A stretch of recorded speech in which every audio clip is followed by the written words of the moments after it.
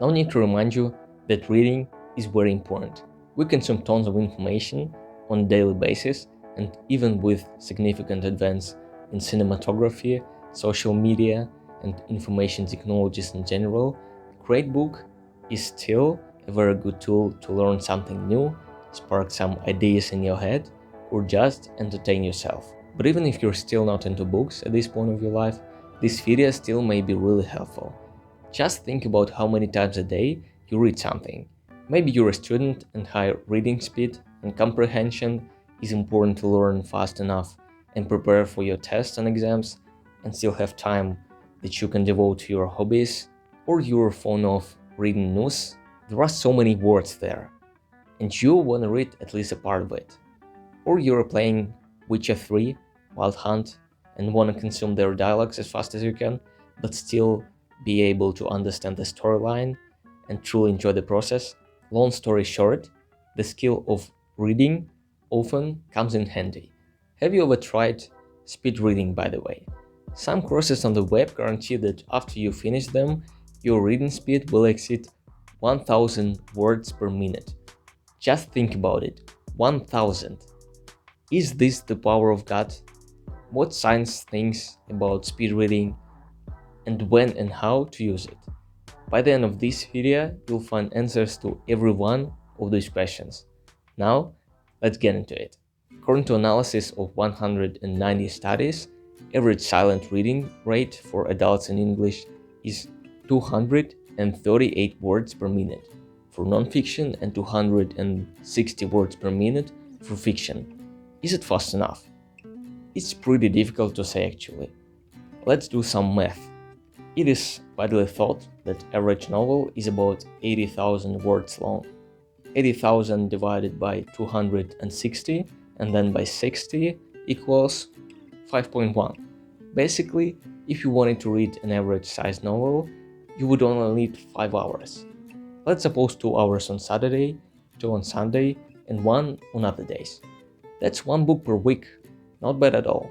Of course, many books are much longer than that, but if you allocate enough time, reading 1 book per week won't seem as difficult as it sounds, even if you have average speed. But what if you're not okay with being average? What if you want to excel at reading so you'll be much more efficient than your friends? Should you expect reading a book a day without decreasing your comprehension significantly? The chances are no, you shouldn't.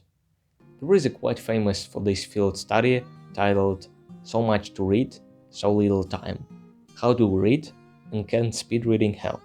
The research shows that there is a trade-off between speed and accuracy, and it's unlikely that you'll be able to double or triple your reading speeds while still being able to understand the text as well as if you read it at normal speed. So 1000 words per minute is something you'll probably achieve with a significant loss of comprehension. That's the average reading speed, not just doubled or tripled, but quadrupled. Of course, you should take that into consideration if your goal is to keep understanding of the text at a suitable level. As Woody Allen once said, "I took a speed reading course and read War and Peace in 20 minutes. It involves Russia." 20 minutes is absolutely impressive. Actually, I have read War and Peace. It's around 1300 pages and contains more than 500,000 words. I didn't came even close to 20 minutes, but I can proudly add a couple of words to Woody Allen's summary. By the way, I even used to have tests in elementary school which are literally translated into English as speed reading. It was fun participating in them. Getting back to our topic, if your reading speed is average, you still may outperform your friend who reads 1000 words per minute when it comes to comprehension. So what should you do if you still want to read faster? Scientists who conducted previously mentioned research suggest becoming a more skilled language user in order to read faster and understand better. English is not my first language, so it was important for me to practice reading in English more and gradually expand my vocabulary. It sounds obvious, If you want to read better, you should read more. If you study foreign language, find ways to practice and hone your skills and make it a habit. But be realistic at this point and choose something that will be pretty easy to stick to in long term. If you're learning Russian, reading War and Peace might be too challenging to start with. But should we forget about speed reading forever and never use it? I believe there are instances when it can be useful. As I mentioned earlier, doubling or tripling your reading speed may decrease understanding. But do we always have to know every detail of the text? Should 90% comprehension always be the goal? I think no. Let's imagine you're a huge basketball fan. Your favorite team is Los Angeles Lakers. You usually watch every game they play during regular season and playoffs, but your passion subsided a little, so you decide to save your time and watch only games against interesting opponents. But in order to track your favorite team's success, during a lunch break at your work, you're still reading summaries of the games you missed in order to find out who won and how many points Anthony Davis and LeBron James scored. So, you look at an article about their game against Sacramento Kings. Should you read it with your average speed and remember later everything that was in that article? Probably not. So in this case, scanning your text and finding out facts you are looking for is enough. You're not gonna pass an exam about their game, you're just curious who won and how your favorite players performed that night. So here are some practices you can learn from speed reading in order to sift through the material quickly and get a general understanding of the topic. Firstly, prepare. Look at chapters, introduction, graphs, headings, subheadings, words in bold, italics, and so on. You can read the summary if there is any. This stage is about preparation. Then decide whether skimming or scanning will be enough. What is the difference between them?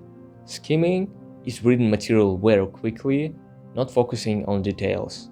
Like reading a magazine in the subway, it can work great if you're trying to get the gist of what you're reading. Scanning is reading quickly as well, but in this case you already know what you're looking for. You're searching for keywords. You have a chapter in your biology book about Charles Darwin's contribution to the development of the evolutionary theory. Your task is to answer questions after the chapter.